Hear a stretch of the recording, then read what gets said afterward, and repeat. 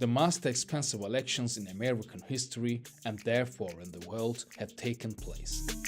Republicans, they captured the Senate and increased their control of the House of Representatives. The most important result is that Donald Trump won. That Donald Trump will become the 47th president of the United States. Donald Trump has won the presidency for a second time, this time after having served for 4 years. It is now official. CNN projects that Donald Trump has been elected president, defeating Vice President Kamala Harris. Which means he is the winner of this race and will return to the White House as this country's 47th president. That Donald Trump is the winner in Wisconsin. But this November, the American people are going to tell her, no thanks, Kamala. You've done a terrible job. You've been terrible at everything you've done. You're ultra-liberal, and we don't want you here. We don't want you anywhere. Kamala, you're fired. Get out of here. You're fired.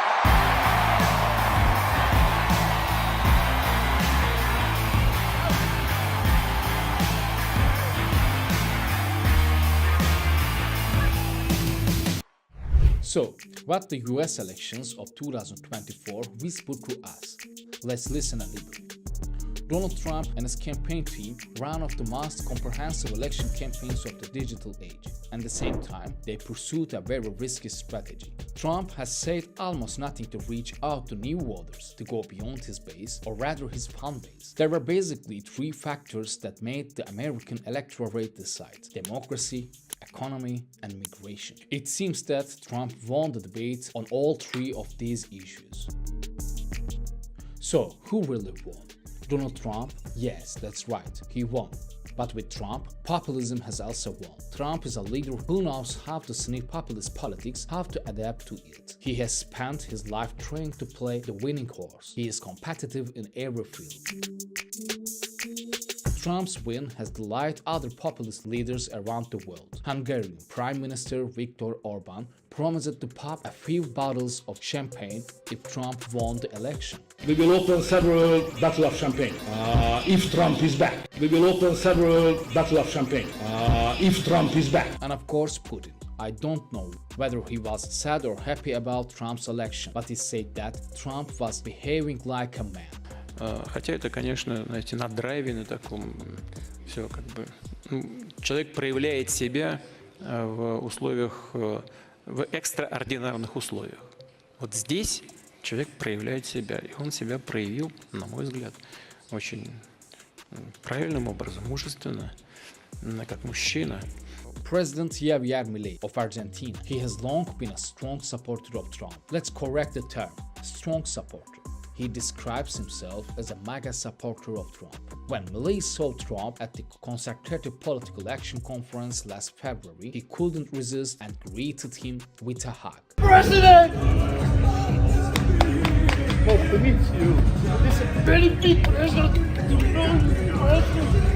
It's an honor for me. Thank you for the work for me. I'm very happy. You are very generous to me. This is not just a personal friendship, of course. With Trump's election, relations between Argentina and the United States will undergo a major change. Venezuelan leader Nicolas Maduro, he too is a firm member of the populist club. During his first term, Trump pursued a strong policy of pressure against Maduro. The US administration did everything it could to oust Venezuelan leader, but without success. Maduro was a hard rock. After Trump's election, Maduro offered him an olive branch, talk of unaccepted rapprochement between the two countries. Presidente reelecto Donald Trump, no nos fue bien. Este es un nuevo comienzo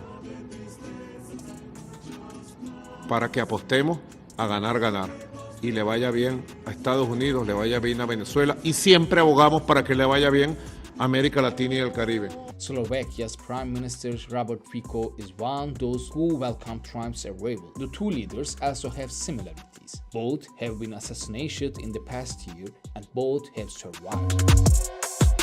In short, not only Trump but populism won last week. The new president, who will take office in the first month of 2025, has 5 years ahead of him.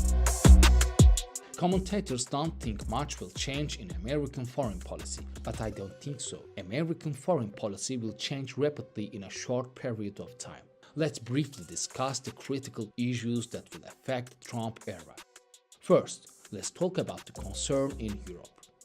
Trump's election has alarmed some European leaders. Look at any political issue through the lens of finance, and if the business is not profitable, he will immediately terminate it. Europe's alarm is not unwarranted. Trump has made it clear that he will not protect countries that do not pay their debt to NATO. Does that mean that if we don't pay, you will not protect us from Russia? It used to be the Soviet Union, now it's Russia. Sort of the same thing. I said, that's what it means. I will not protect you under any form. You will not be protected. If Europe comes out from under the US security umbrella, the Russian threat will rise. But this could also have other consequences. Let me give an example from my own country, speaking from you, Turkey. There were many times when Western countries that does not want to share their weapons with us. In the short term, Turkey was affected by the lack of Western support. But in the long run, this led to the development of Turkish national defense industry. The same could happen in Europe, and it has started to happen. Defense agreements between European countries are increasing, and they are developing joint military projects. On the other hand, there is the Middle East. Trump is wanted to withdraw his troops from Syria because he sees everything from a financial point of view. But a lot has changed since Trump's first term. There are two wars in the region, and the balance is more delicate than ever. He said he could end the war in Ukraine in 24 hours. I would get a settlement in 24 hours. Now, it should have never happened. You have thousands, hundreds of thousands of dead people right now.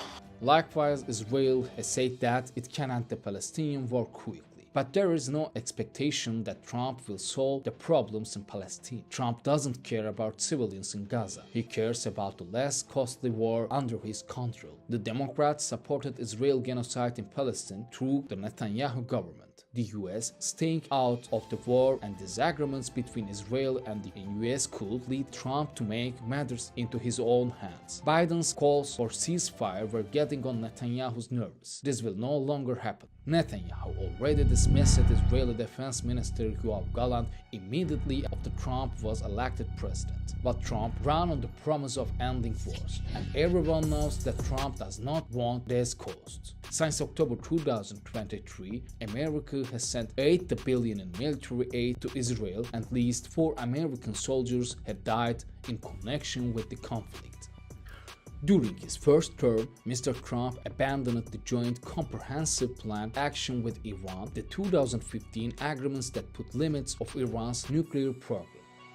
Tried to review the agreements, but without success. Mr. Trump has said he will not allow Iran to build nuclear bomb. But if you ask me what is the most common term used by commentators since Trump's election, I would say uncertainty. Because Trump's policies are built on populist winds, they are highly uncertain and subject to rapid change. Some Iranians joke that the Trump Tower contract in Tehran could buy a new nuclear deal. Apart from all this, there is Syria, there is Lebanon, Iraq, many other countries. These countries will be affected the political course Trump will chart, but no one is sure what will happen. With Trump's election, the world has entered a period of uncertainty, a period of populism. One certainty is that concepts like human rights, pluralism, and democracy will be less talked about. We said that populism won with Trump's victory. Likewise, pluralism lost, progressivism lost.